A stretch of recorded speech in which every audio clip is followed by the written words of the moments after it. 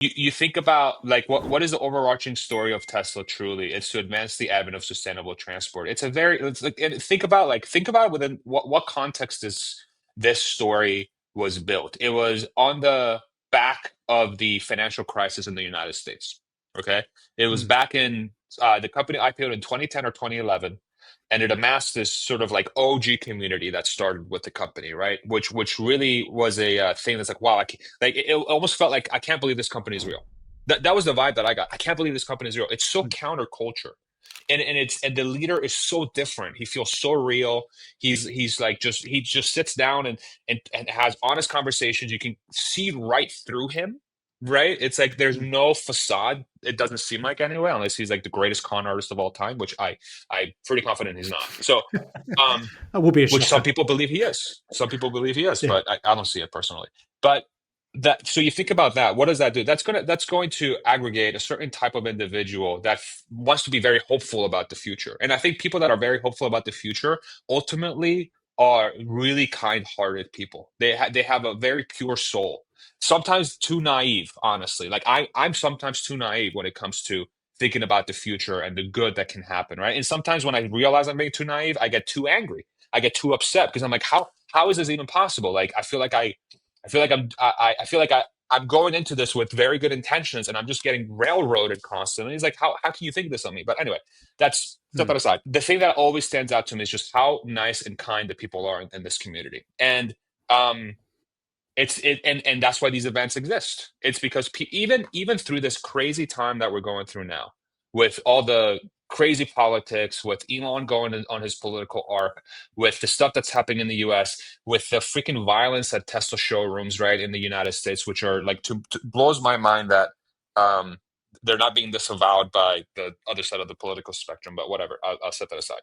The mm. Even through all this hardship and even through all these periods of adversity, okay, there's still a group of people that are willing to support what this American company is doing. And that's the thing that blows my mind. In America, because of how Mm. polarized our politics is, and because of the decisions that Elon has made from a rhetoric perspective, no, to a fault of his own as well. This is part of the reason why we're here, to be completely honest. For some reason, this Tesla story, this incredibly American car, American factories, American workforce, freaking American supply chain. It's like such an encapsulation of the American spirit in so many different ways. For some reason, it's not viewed as an entirely positive story, right? Mm. So like, okay, so that's just the period we're in. We'll exit it at some point. At this, I'm a firm believer that this is a short-term, medium-term thing. But the core thing that holds through that whole thing is that there's a core group of people that truly love the company, that truly love the mission, that want a better future, and they're all been magnetized towards the story. And that's what it is. Yeah. And they're all so freaking smart. They're all so freaking intelligent, and they're very on the ball with where this world is heading. Tesla still, with its size and the amount of attention it gets, it is so much at the forefront of what is going to happen to this world from a technology perspective, from a transportation perspective, from an AI perspective. It is a front runner of technology. It's a front runner of culture now, in a way, if you really think about it. When freaking Trump ran Mm. a sales ad on the White House lawn, I don't know if you saw the Daily Show did a cute little skit. It was Did. actually pretty funny. It was really, really funny. It's such a crazy story. So I think what's going to happen here in the coming years, man, I think the community is only going to get larger. I think as more and more people realize just how special this story is, and as they meet more and more members of the community, my hope is that with what Elon's doing with his politics is going to bring in more people that would have never in a million years pictured Mm. themselves supporting a company like Tesla. And then we're all going to realize is like, holy shit, it doesn't really matter what our background is, right? If we're inspired by the future, we all look different. It just comes down to our souls and like how we view the future, right? Like it comes down to what's in here and what's in here. It's not how we look. And that's one of my hopes is that I think in due time, I think people will realize that Tesla is incredibly special, and the people that follow it closely and the community that's around it, it's incredibly special. It's a once, it's Yeah. a like these things don't happen very often, like the Apple fanboys, right? That with Steve Jobs, they were all so inspired about what Apple did. I think Tesla is very similar to that, but like to a different level, in my opinion. I think it's more about like moving the entire world to a sustainable future, and that's real now. Will, like that? How exciting is Yeah, that? That is yeah, actually real. It's yeah. legitimately, you can have a country that can use any power source it wants to power transportation. It's insane. It's Yeah, amazing. that's been my sort of accidental journey into American politics, though, because had no intention of following things so closely. What's happening over there, but Yeah. the shift from obviously originally Teslas were appealing to wealthy enough folks that were, let's say, environmentalists or that sort of side of things to Which was start with, almost a and then complete the shift. overlap, by the way. Like that's what's Yeah, interesting about the U.S. politics is like people who were climate conscious almost always were wealthy. Or like let's say the other right. way. Yeah, Really wealthy people in the United States very often were health conscious or yeah, climate yeah. conscious rather. Yeah. Oh yeah, climate control. Yeah, but then now that's sort of shifted the other way, hasn't it? It's basically now appealing because the cars, obviously just um, they just tick so many boxes. It's the obvious choice for a car, whether it's Yeah. electric or not. If you're obviously paying attention to it, so the shift has gone from sort of the green side to just like opened up a massive central pool of anyone who's just interested in buying the car that offers the most value. And I Yes. suppose if you want to say more sort of Republicans and Trump supporters, but I was just going to sort of mention this briefly because I've obviously done quite a few sort of political videos on my channel because I feel like I just got to bursting point. I had to say something about what Yeah. I'm seeing. Maybe it's because I just don't want to deal with the own political issues of my own country. I'll just follow yours because it's far safer if I talk about your country than it is You're mine. welcome. Let me leave that there. Yeah, thanks. And it's just entertaining. I mean, it's just fun. But what Yeah. wasn't fun, was watching, paying such close attention to Tesla, and then watching Biden just snub Tesla and on the lawn of the White House and not invite him to the EV summit, and then attack SpaceX as well, and have these claims of legally looking into SpaceX why they're not hiring was it refugees? I can't remember exactly what it was, but then they Yeah, weren't it was allowed to by asylum law, seekers. Yeah. asylum seekers, and then they also weren't allowed because it's a weapons technology, so they were being investigated, by Yes. their own country. Elon has Yeah. been just under attack for so long, and Corruption. it's impossible not to see it if you're paying attention to Tesla and the story. Therefore, just paying attention to Tesla made me realize that, well, what else are we all being lied about? And it just opens up this massive can of worms of Oh corruption yeah. and lies from the mainstream media and from governments, and there's just no ignoring it. So Yeah. when I finally see Elon, sort of linking up to Trump, and then Trump surrounding himself with these like Tulsi Gabbard. I mean, I've been following her closely for years, listening to her on Joe Rogan's podcast for years. What an amazing patriot that she's dedicated her life, serve for her country, and then she was slung under the bus by the Democrats and been smeared as a Russian spy just because she just dismantled Kamala Harris in those interviews. It's just when you see it with open eyes, it's just astonishing why Yeah. why the Democrats didn't get behind Elon and supported him. Did they? I I know. guess they just didn't know this was all going to unravel like this, and Elon was going to eventually have to side with Trump. What choice did he have apart from get on the side of the person who's going to actively allow change to happen in America and just get Yeah. rid of this ridiculous nonsense which the Democrats were just ignoring? The whole American politics situation has just been so weird to watch, Yeah. but I mean, I can't help but be optimistic. I have a interesting take about that. I think I'm in the same boat, at the same exact boat as you are.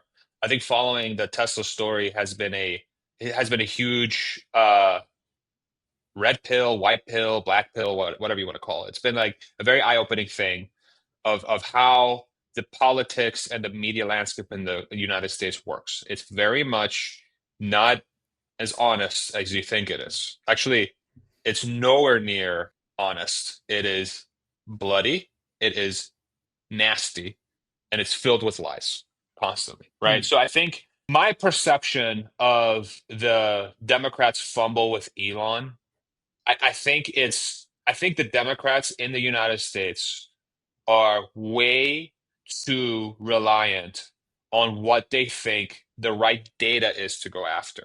And they have a coalition of people that are very highly educated. They go to college. If you look at like the Democrat base in the United States, it's their strongest coalition, the strongest base is college educated people, especially like, masters, PhDs, almost universally Democrat. Okay. What has happened, I believe, is that you have a too many people that think they are very smart. I'm sure they're smart, but they think they're very, very smart, and they are trying to overcomplicate a solution to the United States through the form of politics. Okay. And I think what the Elon miscalculation, especially with Biden, was very, very simple. Biden is a union guy, meaning Yeah. that, most of his support, a lot of his core support comes from unions like the UAW and all that stuff in the United States, and Tesla's not union. So what does that mean? When the union lobby is making you president, you automatically have to be against non-union, because if you're non-union, you're not for the worker. So you can't see yourself publicly being pro Tesla, because that's going to piss off your union money back, basically, right?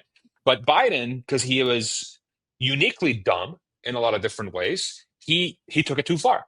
He took it too far, and he said, okay, well, I'm really going to show how pro-union I am. I'm going to give all the credit to the union workforce, right? Mm. Miscalculating. The miscalculation was, you dummy. You have the greatest entrepreneur living today, building an American company, regardless of the workforce. Why would you just push him away? That is Yeah. in Yeah. absolutely insane, right? So it was a complete and total miscalculation. And then what ended up happening as the years went along, again, the Democrats, they overly rely on cherry picking data that they think is a trend, right? And what's the trend? So in the United States, there is this class disparity. We've had this sort of separation of the wealth gap. It's gotten more intense. You have the rich are getting richer, and the non-rich are not really making much of a move, which is a giant problem in the United States we have to figure out how to fix. But what does the Democrats say? The Democrats say, as soon as you're a wealthy person, you're evil. Billionaire bad. Mm. Billionaire bad. Hmm. So Elon had two giant targets on his back from one side of the political spectrum: non-union, right? Billionaire. And then, oh, so when you do that, you're automatically pissing off, and you're sidelining and actively detracting your greatest asset. Elon Yeah. Musk, like him or hate him, is the United States' greatest asset. Okay. So what do you think he's going to do, right? When you are Mm. coming after him the way you are, he doesn't lie down. He's going to fight back, right? And so, but the, Yeah. the thing that they miscalculate is when Elon fights back, you're going to get a type of person that will never stop winning, that will never try to stop Yeah. to win. And that's Yeah. SpaceX doesn't become successful unless Elon does that. Tesla doesn't become successful without him doing that. You have a fighter that does not quit. And Mm. that's where we are today. That's what happened, Yeah. right? Elon got behind Trump. He defeated the Democrats. The Democrats have never. A poll just came out a couple of days ago. The Democrats have 29% or 27% favorability. This is an all-time low in the history of the poll. The Democrats have Yeah. never been less popular. To any thinking person who is just paying attention to the State of the Union address, how can you watch that whole event and realize that the Democrats didn't stand up or clap for anything when Right. they're parading out victims of violence and hate, Yeah. or whatever has happened to those poor They've people? become You know, completely disconnected from the people. They are in their yeah, own echo yeah. So, chamber. Yeah. is there not a massive sort of vacation from the Democrat Party then? Because they're really showing themselves to be, the party of division and hate. And I just don't see anyone course correcting. Is anyone saying enough of this? We need to, get our act together, or That's such a good not? question, Will. I mean, I think what's interesting. I've been trying to watch a lot of content from that part of the political spectrum. So actually, a very interesting voice to follow on the left side of the political spectrum in the U.S. is Ezra Klein. He has a podcast with the New Oh York yeah, Times. He has yeah, a but he does good work. I mean, I don't agree with a lot of his sort of conclusions, but you can tell he's an honest guy. He's trying his best to figure out what's going on. But they yeah, keep falling into this trap. What's the trap?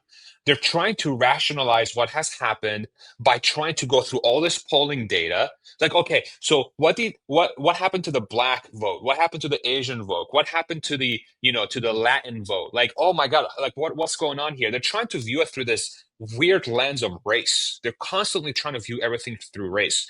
when all they have to realize is that the reason why they've lost is because they have nobody that's real.